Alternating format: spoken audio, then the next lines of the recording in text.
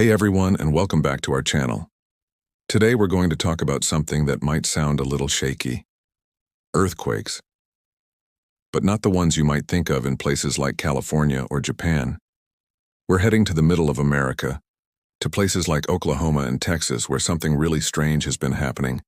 It's like the ground decided to start doing a little dance all of a sudden. So imagine you're sitting in your room, building the most amazing Lego castle ever. Suddenly, the floor starts to jiggle. Your Lego tower wobbles. Maybe a few pieces even fall off. That little jiggle is what a small earthquake feels like. For a long time, people living in the middle of the US hardly ever felt this. Maybe they'd have 1 or 2 tiny quakes a year, so small that most people wouldn't even notice. But then, about 10 or 15 years ago, things started to change. A lot. Instead of just 1 or 2 rumbles a year, they started having hundreds. Some years it was even over 1,000. Can you believe that? It was a huge mystery. Scientists were scratching their heads wondering, why here? Why now? It wasn't near the edge of a tectonic plate, which is where most earthquakes happen. It was a real head-scratcher. So today, we're going to be detectives and uncover the surprising reason behind this earthquake boom in the heart of America. Ready? Let's dig in. First, let's do a quick refresh on what an earthquake is. Think of the Earth's surface like a giant jigsaw puzzle. The pieces are called tectonic plates, and they are always moving super slowly. Usually, they just glide past each other, but sometimes they get stuck. The pressure builds and builds and builds, like when you're trying to push a heavy box that won't budge. Then, all at once, snap. The rocks break and move, and that sudden release of energy sends out waves, which is what we feel as an earthquake. These snap points are called faults. You can imagine them as cracks in the Earth's rocky crust. Most of the big famous faults are at the edges of those giant tectonic plates. That's why places on the Ring of Fire, like California and Japan, have so many earthquakes. But the middle of the United States is far away from those edges. It's supposed to be the calm, quiet center of the puzzle piece. So if the big plates weren't causing the shaking, what was? Scientists started looking for clues. They looked at maps, they looked at data.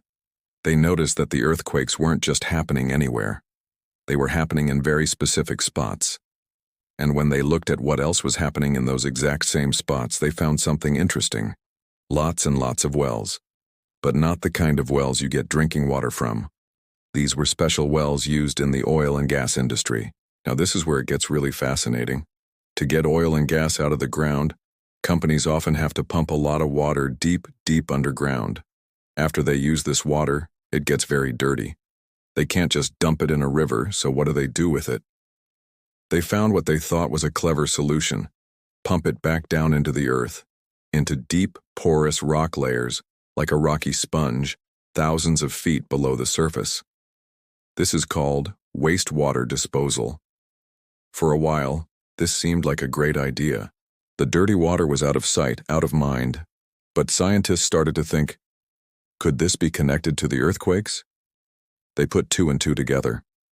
The areas with the most new earthquakes were the exact same areas where huge amounts of wastewater were being injected deep into the ground. It was too much of a coincidence to ignore. So, how can pumping water underground cause an earthquake? This is the coolest part.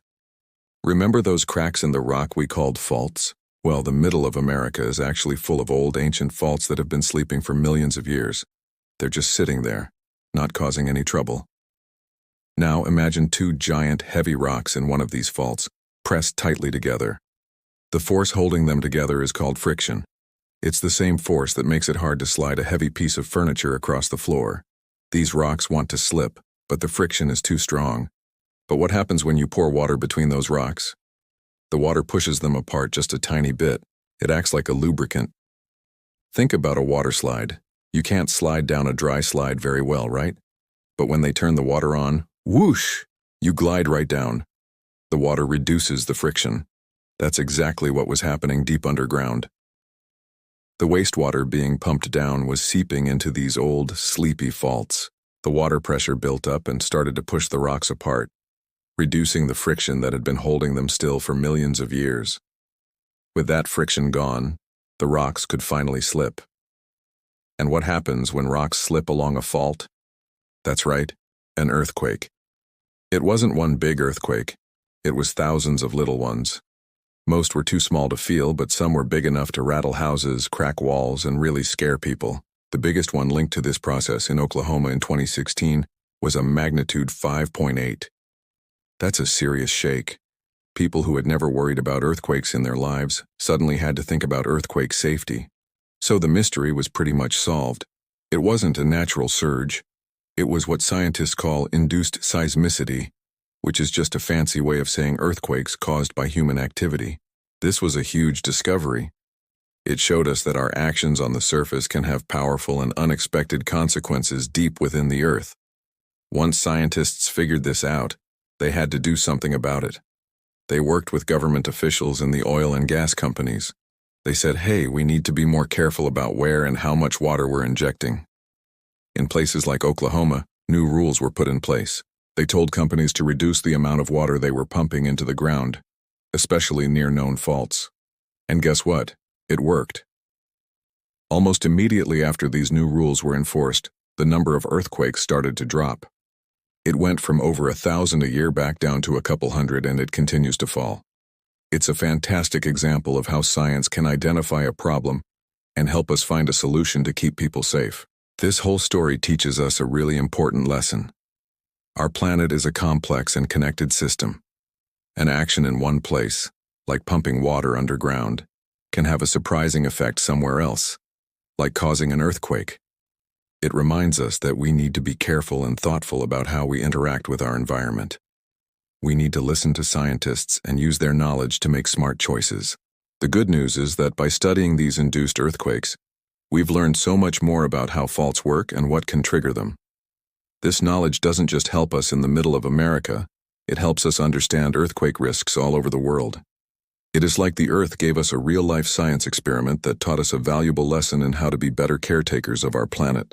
So the next time you hear about an earthquake in an unusual place, remember this story. It might not be the giant tectonic plates moving. It could be something we're doing right here on the surface. It's a powerful reminder that we are all connected to the amazing living planet beneath our feet. Thanks so much for joining me on this detective journey today. I hope you found it as interesting as I did. If you learned something new, don't forget to hit that like button and subscribe to our channel for more amazing science adventures. Let us know in the comments what you thought was the most surprising part of this story. Stay curious, and we'll see you next time.